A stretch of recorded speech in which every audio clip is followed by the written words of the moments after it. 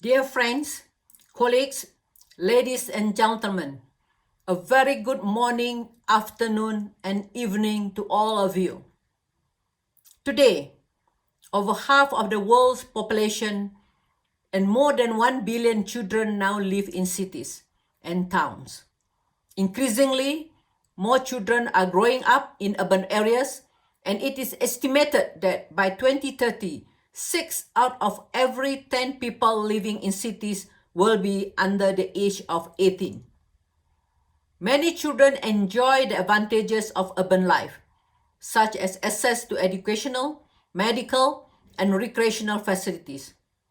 Too many, however, are still denied such essentials. Children often bear the brunt of poor urban planning and design. We need to ensure that urban planning and design allows children to move around safely within their neighborhoods. It is therefore imperative that we design and build child-friendly spaces and child-responsive cities, co-creating places for and with children.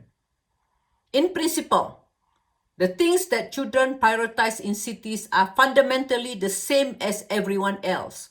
Safe and clean streets and public spaces, protected sidewalks and bike lanes, access to safe, pleasant, and welcoming green and public spaces, clean air to breathe, opportunities for play and recreation, lingering, wonder, and amusement. Essentially, I would like to emphasize that public space offers an opportunity to rethink childhood. Therefore, adopting child-friendly lens to the design, creation, and activation of public space can help city leaders, policymakers, and urban practitioners envision safe, inclusive, and resilient cities and human settlements for all, and reinforcing both the right to the city and the right to childhood. Putting children at the heart of urban planning and design will lead to more lovable, livable, sustainable, safe, and inclusive cities for all. More importantly, we need to see children as partners and stakeholders in city-making processes, engaging them in designing and building cities that are friendly and respond to their needs and preferences. Taking into consideration children's differences and needs, gender, age, and ability.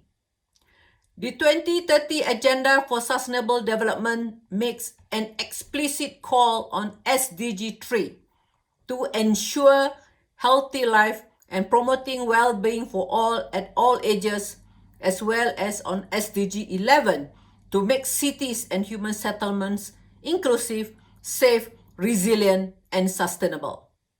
Further, it underscores this by making a specific call for the provisions of universal access to safe, inclusive, and accessible green and public spaces by 2030 and placing public space at the heart of sustainable development.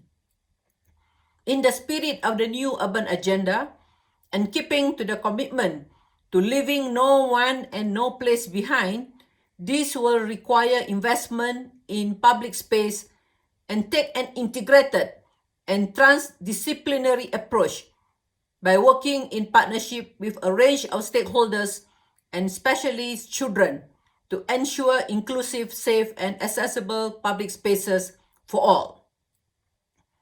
As UN Habitat, we are pleased to partner in the public space biennial and are convinced that the discussions over the next 3 days will provide valuable lessons, imaginative approaches, and inspiring practices on how well-designed and managed streets and public spaces and how to co-creative methods can contribute to rethinking childhoods in the city. It is inspiring to note that people across all different continents are working hard to make their cities better for children to grow and thrive, as childhood is a time of curiosity and exploration. Thank you.